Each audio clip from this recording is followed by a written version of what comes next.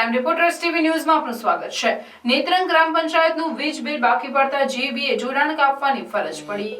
ભરૂચ જિલ્લાના પૂર્વ પટ્ટી વિસ્તારમાં આવેલ સૌથી મોટી નેત્રંગ ગ્રામ પંચાયતનો અંધેર વહીવટ વધુ એકવાર લોકો વચ્ચે આકર્ષણનું કેન્દ્ર બન્યો, જ્યાં છેલ્લા કેટલાય સમયથી દક્ષિણ ગુજરાત વીજ કંપનીના વીજ જોડાણ અંગેનું લાઇટ બિલ પંચાયત દ્વારા ભરવામાં ઉદાસીનતા દાખવવામાં આવી હોવાનું કહેવાય રહ્યું છે।